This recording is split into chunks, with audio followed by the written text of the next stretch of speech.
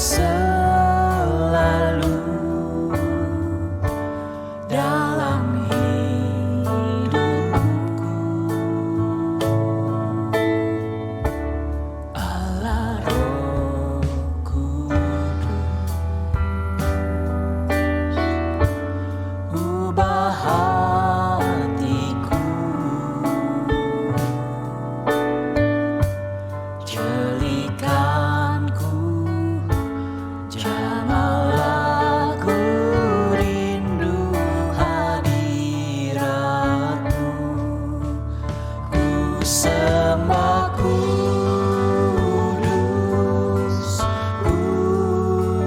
kudus, kuduslah Tuhan, dan ku sanjung Kau mulia, mulia bagimu Tuhan.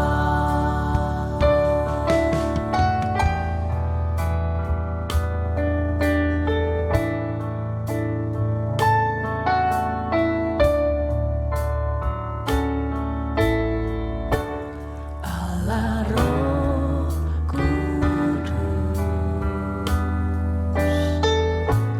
penuhi kami. Ku rindu Kau selalu dalam hidupku. Allah Roh Kudus, ubah hatiku,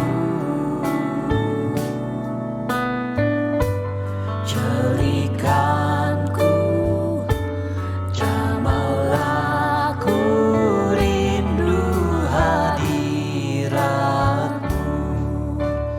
Ku sembah kudus, kudus, kuduslah Tuhan, dan ku sanjung Kau mulia, mulia bagimu Tuhan.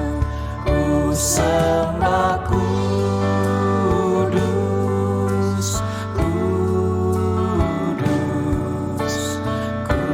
kuduslah Tuhan, dan ku sanjung Kau mulia, mulia bagimu Tuhan,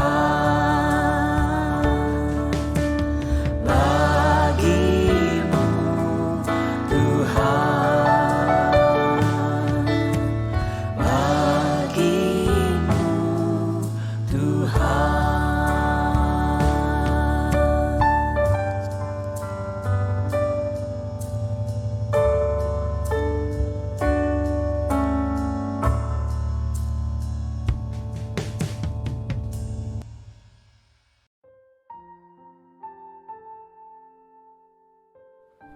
Shalom saudara-saudaraku yang kekasih di dalam Tuhan Yesus. Puji Tuhan kalau kita masih hidup sampai hari ini, semua karena anugerah dan kebaikan, kesetiaan Tuhan. Haleluya. Selamat ulang tahun untuk saudaraku yang ditambahkan Tuhan usianya pada minggu ini. Doa saya semoga saudara sehat rohani dan jasmani dan tambah mengasihi Tuhan. Karena hidup adalah kesempatan, anugerah yang Tuhan berikan untuk kita lebih lagi mengenal Tuhan dan mempermuliakan namanya. Tuhan tolong saudara buat semua persoalan sehingga saudara lebih lagi mengalami kasih dan kuasa Tuhan. Amin. Hari ini kita hari Minggu tanggal 13 Maret 2022 akan mempelajari firman Tuhan dari Mazmur 88 mengenai doa pada waktu sakit payah. Mari kita berdoa mohon berkat Tuhan. Bapa kami yang di sorga, yang kami panggil dalam nama Tuhan Yesus Kristus. Kami bersyukur karena Engkau adalah Bapa kami yang sangat baik. Kami mohon ampun buat semua dosa salah kami. Dan kami mohon Bapa, tolong kami untuk dapat mengampuni orang yang bersalah kepada kami. Agar persekutuan kami denganmu Bapa tidak terputus atau terkendala. Karena Engkaulah sumber hidup, kekuatan, kegembiraan, dan segalanya yang terbaik bagi kami. Bapa, kami mohon berkat Tuhan supaya kami dapat mengerti firman-Mu dan dapat mempraktekkan dalam hidup kami sehari-hari. Kami minta dengan percaya di dalam nama Tuhan Yesus. Amin. Saudaraku, mari kita buka Alkitab kita dalam Mazmur 88 sambil kita mendengarkan dengan seksama dari Alkitab bersuara. Tuhan Yesus memberkati kita. Nyanyian Mazmur Bani Korah untuk pemimpin biduan menurut lagu Mahalat Leanot. Nyanyian pengajaran Heman orang Esrahi. Ya Tuhan Allah yang menyelamatkan aku, siang hari aku berseru-seru, pada waktu malam aku menghadap Engkau.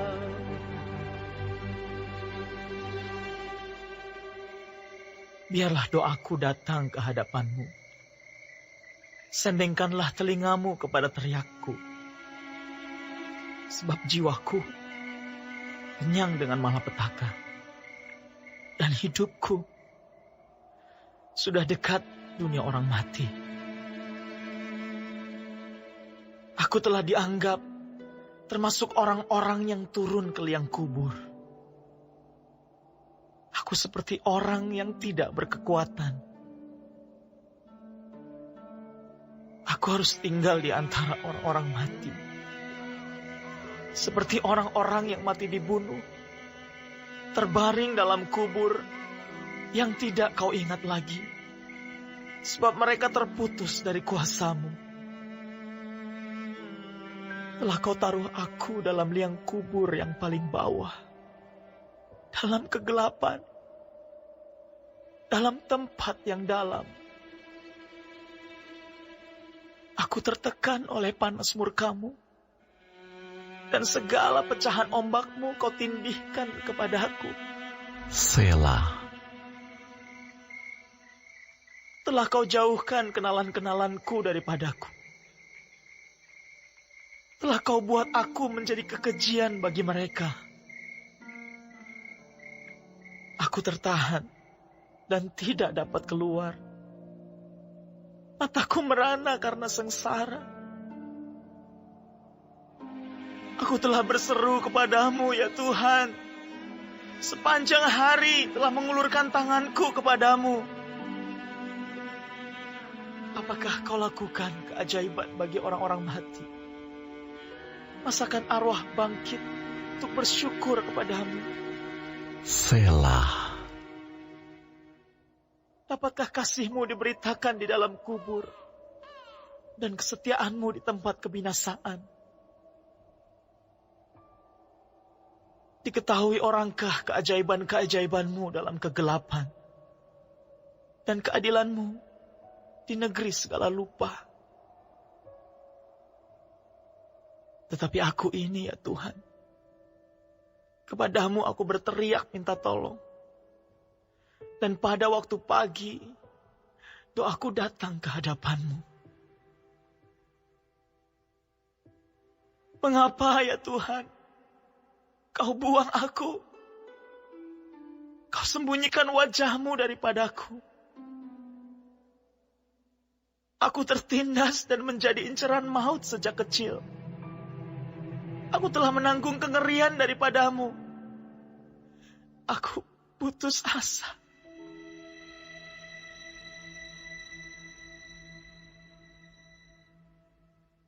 Kehangatan murka-Mu menimpa aku Kedahsyatanmu membungkamkan aku, mengelilingi aku seperti air banjir sepanjang hari, mengepung aku serentak. Telah kau jauhkan daripadaku sahabat dan teman. Kenalan-kenalanku adalah kegelapan.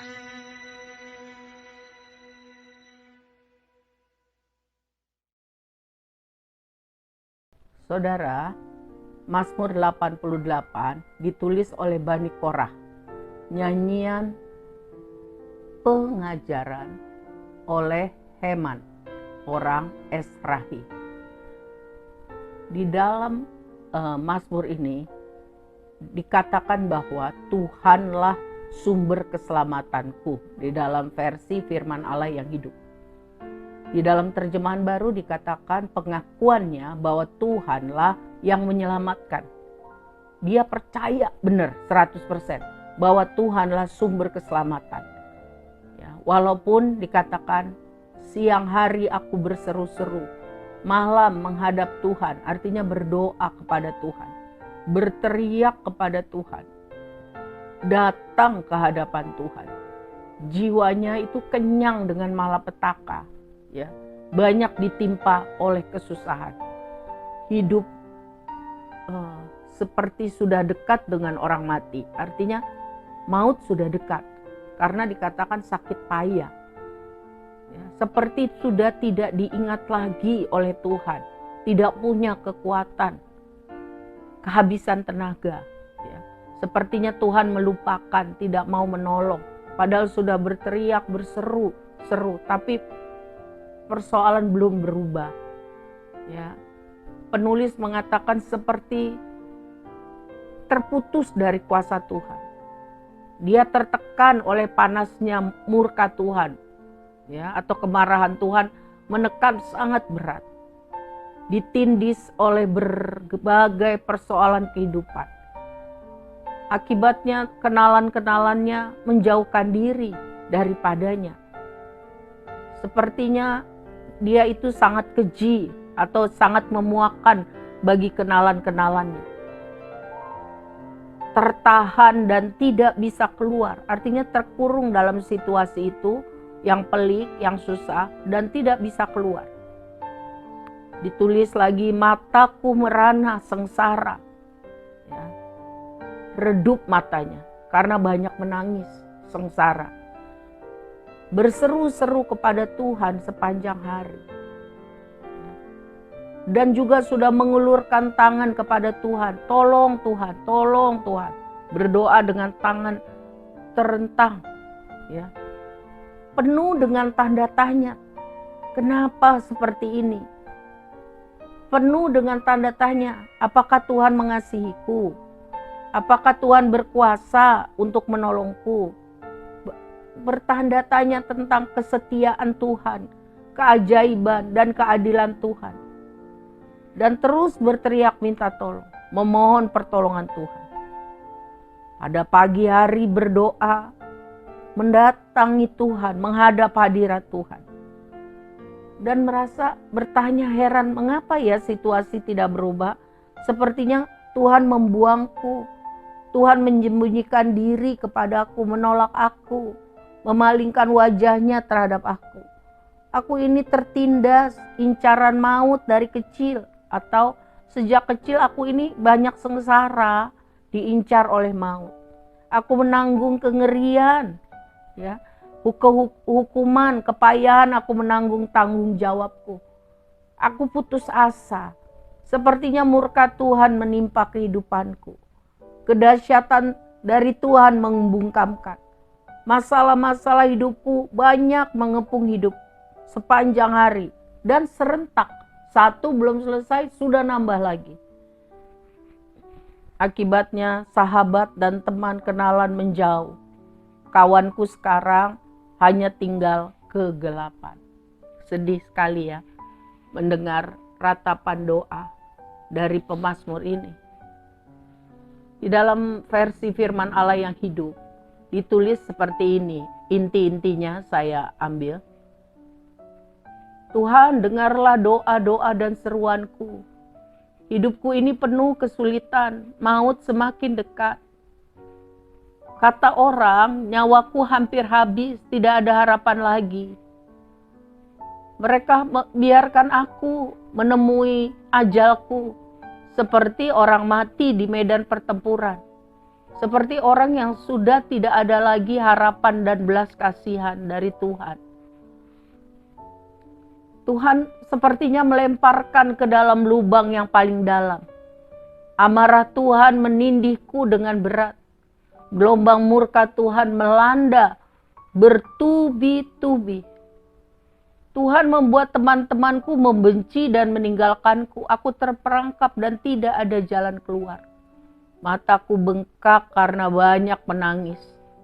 Tiap hari aku memohon pertolongan darimu Tuhan. Ku angkat tanganku kepadamu, memohon belas kasihanmu. Tuhan, sebentar lagi akan terlambat. Kalau aku mati, apa gunanya mujizat Tuhan? Bagaimana aku dapat memuji Tuhan kalau aku mati? Bagaimana aku dapat memberitakan kasih dan kebaikan Tuhan? Bagaimana aku dapat memberitakan kesetiaan Tuhan dan bercerita tentang mujizat dan pertolongan Tuhan?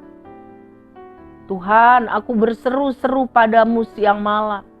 Mengapa sepertinya Tuhan membuang nyawaku, memalingkan wajahmu daripadaku? Sejak aku muda Tuhan, aku ini orang yang banyak penyakitan. Selalu terancam maut. Aku ini gak berdaya. Murka-Mu Tuhan menindih aku. Ya. Kedahsyatan-Mu Tuhan membinasakan aku. Melanda aku kesulitan sepanjang hari. Kekasih, sahabat, kenalan, semua sudah tidak ada. Mereka meninggalkan aku. Yang ada hanya kegelapan. Saudaraku, persis seperti inilah kurang lebih pengalaman yang dihadapi Nabi Ayub.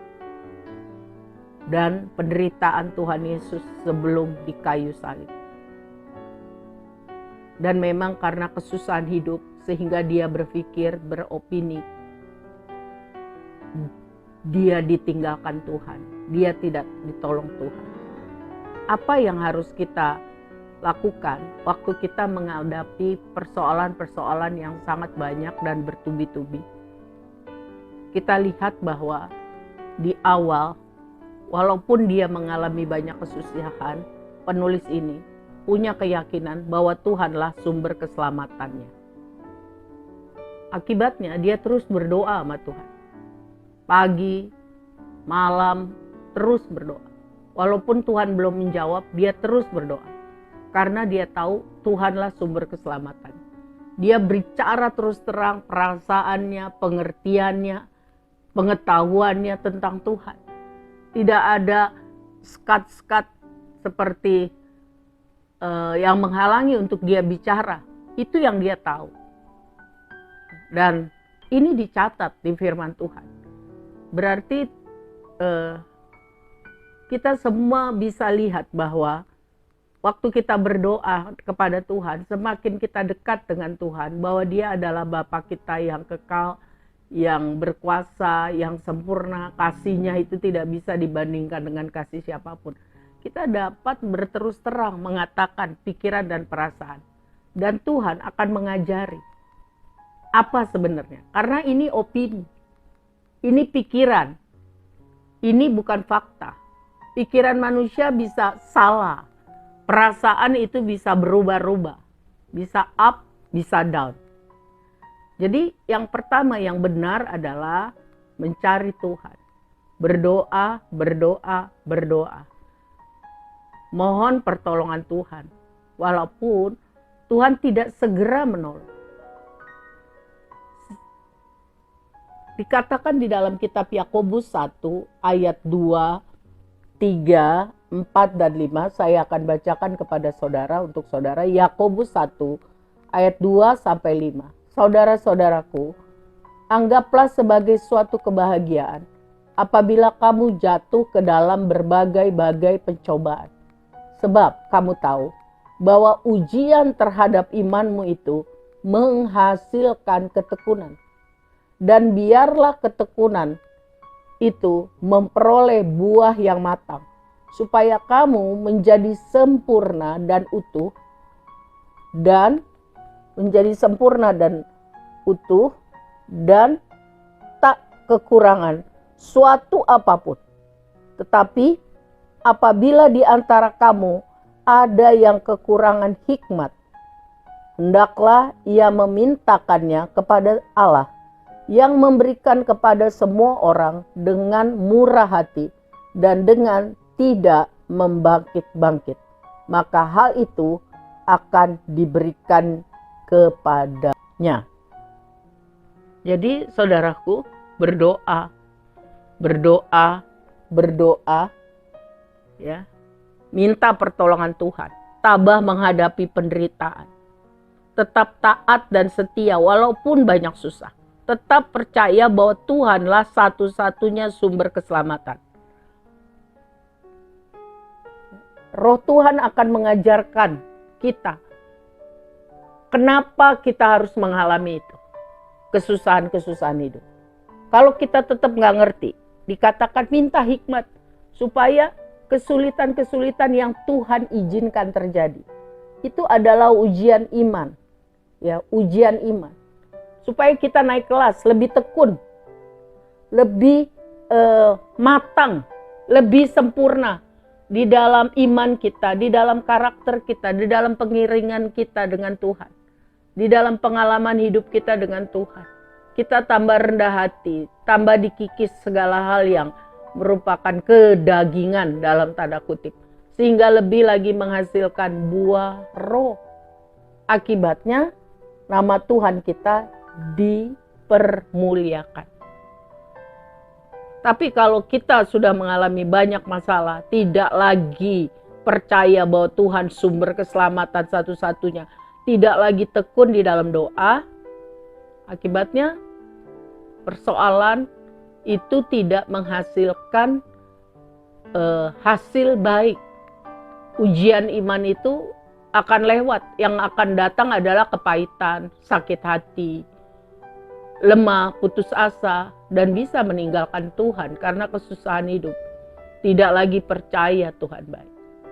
Jadi pergumulan yang dibawa di dalam doa dengan persekutuan yang tabah sungguh melekat erat dengan Tuhan akan menghasilkan, dikatakan di dalam Yakobus 1, akan menghasilkan ketekunan.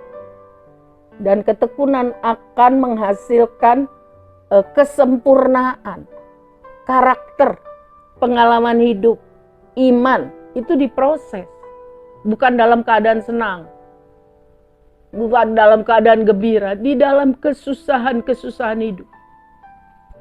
Tetap setia, tetap taat, dan menyerahkan segala-galanya kepada kehendak Tuhan. Ya. Dan akhirnya waktu dan cara Tuhan dapat memberikan lebih daripada apa yang kita doakan. Amin. Amin. Kalau kita kurang iman, minta. Karena iman bertumbuh dari kesetiaan mendengarkan firman Tuhan dan tentunya mempraktekkan, dan tidak mudah tapi mau terus diproses. Dan juga iman bertumbuh dari kesusahan hidup, kesulitan hidup yang dilewati bersama dengan cara Tuhan. Jadi hidup kita ini untuk memuliakan Tuhan. Hidup kita ini masih diberikan oleh Tuhan supaya kita bisa berguna bagi banyak orang. Agar kita diberkati untuk jadi berkat. Berkat itu bukan hanya uang. Uang hanya bagian kecil dari berkat. Berkat itu adalah bisa juga pengalaman hidup, kesaksian hidup untuk orang. Banyak hal kita lihat sesudah mengalami pandemi 2 tahun lebih. Uang memang penting, tapi uang bukan segalanya. Banyak hal yang paling penting di dalam hidup tidak bisa dibeli dengan uang. Antara lain kehidupan, kesehatan, keselamatan, sukacita, damai sejahtera di tengah kesulitan. Bertobat, dari kesalahan sikap hidup. Kita semua perlu kan bertobat. Dan siapa yang bisa mengajarkan kita? Siapa yang bisa mengerti pikiran dan perasaan kita? Yaitu Roh Tuhan, Roh yang kudus, yang tinggal di dalam setiap kehidupan orang percaya, yang mau sungguh-sungguh hidup melakukan kehendaknya. Jadi saudaraku, baca lagi ya, Yakobus 1 ayat 2 sampai 5. Dan mari kita berdiri teguh, tidak goyah, tetap berpegang pengharapan kita kepada Tuhan, apapun yang terjadi, sampai Tuhan katakan selesai.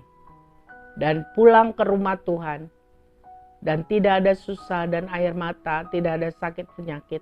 Kita semua kedapatan percaya, taat, dan setia. Amin.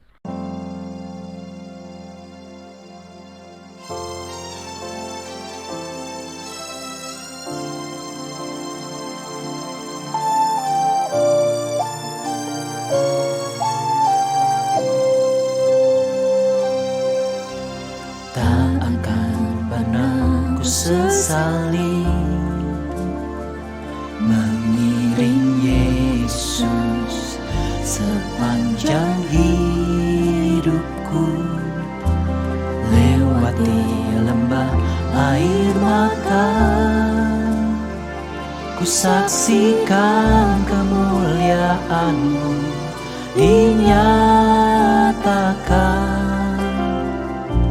Berapapun harga yang harus ku bayar, ku kan tetap setia melayani, mengasihi-Mu, mengiring-Mu seumur hidupku.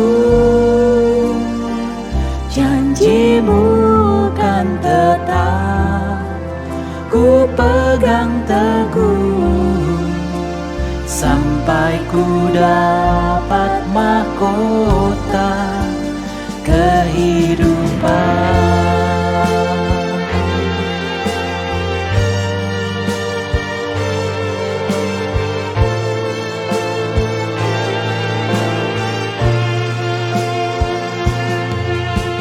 Tak akan pernah ku sesali mengiring Yesus sepanjang hidupku, lewati lembah air mata, ku saksikan kemuliaan-Mu dinyatakan. Berapapun harga yang harus ku bayar, ku kan tetap setia melayani,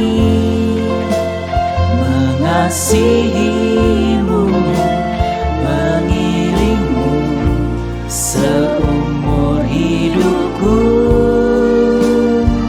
Janji-Mu kan tetap ku pegang teguh, sampai ku dapat mahkota kehidupan.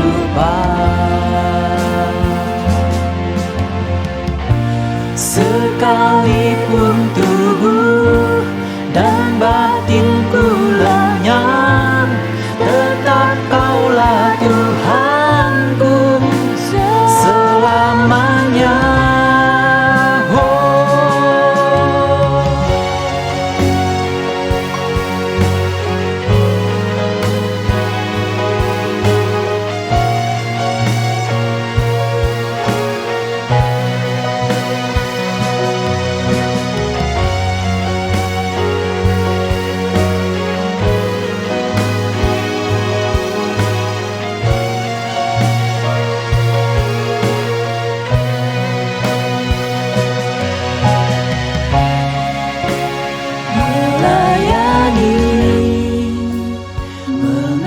Mengasihi-Mu, mengiring-Mu seumur hidupku.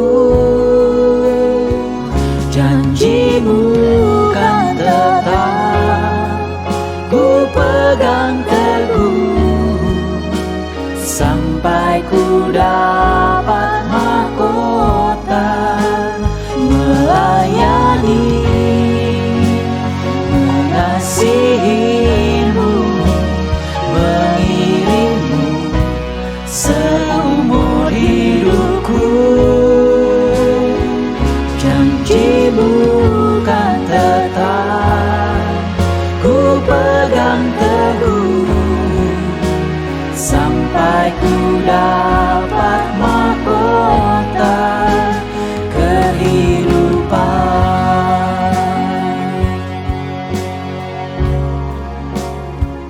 Janjimu kan tetap ku pegang teguh sampai ku dapat mahkota kehidupan.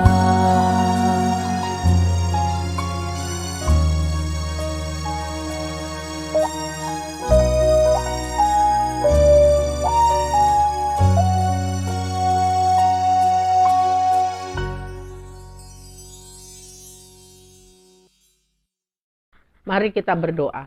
Bapa kami yang baik Tuhan Yesus, terima kasih buat Mazmur 88 yang kami pelajari hari ini. Tambahkan iman kami Tuhan, tambahkan pengertian kami. Oh Tuhan, tambahkan kemampuan kami untuk dapat mempraktekkan firman-Mu ini. Kami rindu Tuhan, hidup kami kuat di dalam Tuhan dan mempermuliakan Tuhan. Bapa, kami mohon berkat Tuhan untuk hamba-hamba Tuhan yang melayani Tuhan dengan setia. Mohon diberkati secara rohani dan jasmani. Bapa, kami berdoa untuk anak-anak sekolah minggu supaya mereka cinta Tuhan dari mereka kecil. Sungguh-sungguh mengasihi Tuhan, bersahabat dengan Tuhan. Demikian juga anak muda dan remaja. Tolong Tuhan untuk dapat berdiri teguh hidup kudus di hadapan Tuhan. Berbeda dengan kelakuan orang-orang yang tidak hormat kepada Tuhan. Dipersiapkan untuk menjadi alat kemuliaan Tuhan. Bapa, tolong para wanita dan pria hidup takut Tuhan, mengasihi Tuhan. Sungguh-sungguh Tuhan, kami bukan hanya Kristen secara KTP, tapi kami hidup dalam pertobatan setiap hari. Bersekutu dengan Tuhan dengan manis dan bisa menjadi teladan buat keturunan kami. Segala pergumulan kami serahkan di dalam tangan kasih setia Tuhan. Kami tetap mau mencari Tuhan di dalam doa dan menjalani hidup sesuai kehendak Tuhan. Kami tetap percaya bahwa Tuhan adalah sumber keselamatan kami, pertolongan kami satu-satunya. Sampai Tuhan menolong kami pada waktu dan cara Tuhan. Kami mau melakukan yang terbaik setiap hari. Roh-Mu yang kudus yang memampukan kami melakukan yang Tuhan mau. Angkatlah tangan saudara, terimalah berkat dari Tuhan. Sungguh-sungguh imani di dalam nama Tuhan Yesus. Kasih Allah Bapa yang sempurna dan kekal itu bagi kita. Cinta kasih Tuhan Yesus dan persekutuan dengan Roh Kudus tiap hari. Sehingga kita mampu melakukan firman Tuhan dengan tepat. Dicurahkan bagi kita. Di dalam nama Bapa, Anak dan Roh Kudus. Mari kita katakan amin. Tuhan berkati saudara, tetap jaga kesehatan ya, semangat. Tuhan berkati.